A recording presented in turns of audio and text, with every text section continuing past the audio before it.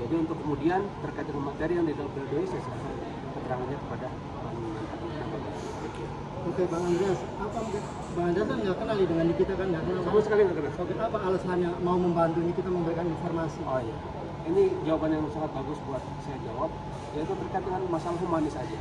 Saya melihat bahwa dalam hal kita memberikan atensi bahwa ada hak asasi manusia yang telah direnggut oleh salah satu, apalagi ini adalah pengacara negara. Dan saya sama sekali melarang dan ingin meminta untuk stop melakukan hal tersebut, bukan hanya untuk perkara yang tidak bisa tapi untuk semua. Dan juga termasuk atensi kita kepada binatang. Bang. Ini kita juga sempat bilang bahwa dia nggak mau tuh bertemu dengan orang dia nggak kenal, terus sampai akhirnya bisa ketemu dengan kita, gimana Bang? Saya memang melihat bahwa ini adalah rezekinya Kak Nikita. Ya. Jadi saya juga sama sekali nggak kenal, saya sama sekali nggak kenal dengan Kak Nikita. Kita juga akan ketemu juga kan pasti sulit lah untuk menyampaikan hal itu. Tapi karena bantuan dari salah satu wartawan yang mengakomodir terkait dengan bagaimana saya bisa ketemu dengan pengacara dari Mbak Nikita. Karena ini memang bicara masalah materi dalam gugatan. Tapi ketemu dengan udah ketemu. Tidak, kita tidak ketemu. Mungkin sedikit menambahkan rekan-rekan media. Perkenalkan saya Nanda Nababan Esa, saya adalah pendiri dan ketua dari Advokat dan Peneliti Kejahatan Satwa Liar Indonesia. Saya yang memang menemukan ada dugaan memang malpraktek untuk penanganan perkara yang di Jakarta Barat. Perlu saya sampaikan juga kenapa kemudian kami bisa berkolaborasi dengan tim lawyer daripada Mbak NM, karena memang salah satu PH dari Mbak NM adalah bagian dari APKSLI.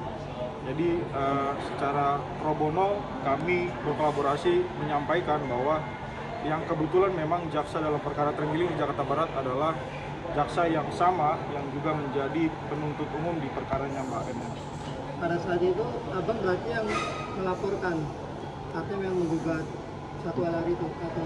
Ya, kami menemukan memang kami adalah advokat yang konsen isu kejahatan ini, dan ketika kami menemukan ini, kami secara resmi telah menyampaikan pendapat hukum kami ke Pengadilan Negeri Jakarta Barat tertanggal 7 Oktober 2025. Bang, itu kan yang waktu diberikan press release kan vonisnya kalau nggak salah cuma 1 tahun ya itu ya, yang kasus tenggelam gitu ya. Nah, itu kenapa bisa 1 tahun gitu? Padahal kan sangat merugikan ya kalau bisa dibilang di dalam press release-nya. Mungkin penjelasannya seperti apa, Bang? Ya, perlu kami sampaikan itu belum vonis. Jadi yang dibacakan oleh Mbak NM itu adalah tuntutan. Jadi perkara di Jakarta Barat itu masih dalam proses persidangan di mana jaksa tersebut JPU itu sudah membacakan tuntutan 1 tahun. Oh, itu tuntutannya, bukan vonisnya berarti ya? Denda 20 juta. Nah, apa temuan menariknya? Jaksa tersebut membacakan tuntutan di bawah sebagaimana yang sudah ditentukan dalam undang-undangnya. Jadi Undang-Undang Perlindungan Satwa itu sudah menentukan pidana minimal 3 tahun, maksimal 15 tahun. Tetapi pada faktanya jaksa tersebut menuntut di bawah ketentuan minimal yang sudah ditentukan oleh undang-undang. Nah, inilah yang kami simpulkan malpraktik oleh JPU tersebut. Artinya tidak sesuai juga, Bang, ya dengan yang JPU menuntut Nikita 11 tahun dibanding yang kasus Trenggalek cuma 1 tahun ya, Bang. Iya. Kalau dari kerugiannya itu menurut Abang sendiri lebih besar mana sih, Bang? Ya, kami mau menyampaikan sekaligus juga pada kesempatan ini ya, perkara satwa liar itu bukan perkara yang remeh-temeh. Bahkan perkara kami adalah perkara yang lebih serius, karena merugikan keanekaragaman hayati yang dapat menimbulkan ketidakadilan bagi ekologis. Ini bagi masyarakat juga harus mengetahui bahwa sebenarnya kalau dinilai kerugian ekonomi daripada hilangnya satu ekor satwa itu tidak ternilai. Dan ini harusnya alat-alat negara termasuk penegak hukum, polisi, kejaksaan, juga Mahkamah Agung harus bisa memperhatikan ini, bahwa perkara satwa liar bukanlah perkara sepele. Dan kami menilai dan menyimpulkan bahwa jaksa dalam perkara kami yang menjadi isu dan konsen kami adalah telah sangat tidak bijaksana dalam menyusun surat tuntutan.